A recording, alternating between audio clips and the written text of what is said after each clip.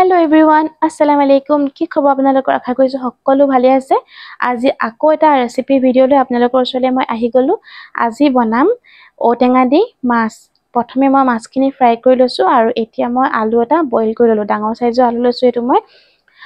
তৰকাৰীখন ডাঠ হ'ব কাৰণে মই আলু এনেকৈ বইল কৰি দিম, নহলে বৰ হেৰহেৰীয়া হলে ভাল নালাগে যে। আৰু এই মাছ যে উল্টিওৱা কামটো মই বিৰাতে বেছি বেয়া পাওঁ। লাগি ধৰে নাজানো কিয়, বহুত দেৰি পিছত মই এট লাষ্ট লুটিয়াব পাৰিলো আৰু মাছ ইয়াছক ভাঙিলি অকনমানকে।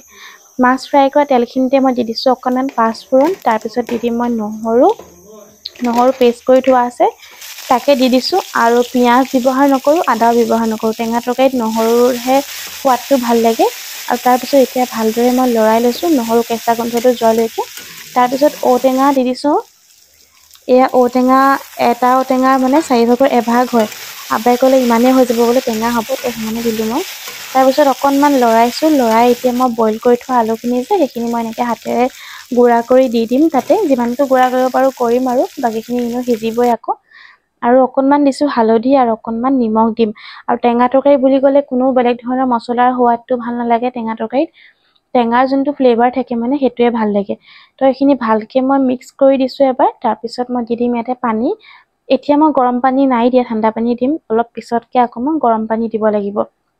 মানে এতিয়াও গৰম পানী দিয়া হলে ভালেই হ'ল হয়, বাট মই গৰম পানী কৰিবলৈ পাহৰি থাকিলো মানে, মই সেইটো কাৰণে নিদিলো আৰু এতিয়া 10 মিনিট মানৰ পিছত চাওকচোন পুৰা উতলি আহিছে তৰকাৰীখন আৰু কালাৰটো চেঞ্জ হৈ আহি আছে।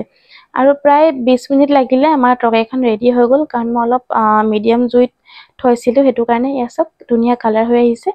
আৰু এইফালে পুৰা ৰ'দো দি আছে যে, সেইটো কাৰণে খাবলৈ ভাল হ'ব টেঙা তৰকাৰীটো।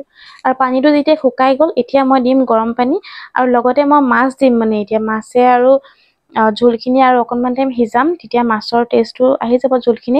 আপোনালোকে ৰেচিপিটো কেনেকুৱা পালে সেইটো কমেন্ট কৰি জনাব দেই। আৰু যদি আপোনালোকে ফেচবুকত চাইছে পেজটো ফলো কৰিব, যদি ইউটিউবত চাইছে ছাবস্ক্ৰাইব কৰিব, তেতিয়া আপোনালোকে এনেকুৱা ভিডিঅ'ছবোৰ ৰেচিপিবোৰ পাই থাকিব।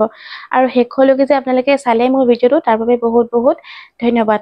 কথা পাতোতে এয়া চব তৰকাৰী ৰেডি হৈ গ'ল। খাবলৈ টেষ্টি আছিলে। যদি আপোনালোকে এনেকৈ খোৱা নাই ট্ৰাই কৰি চাব পাৰে। বাই।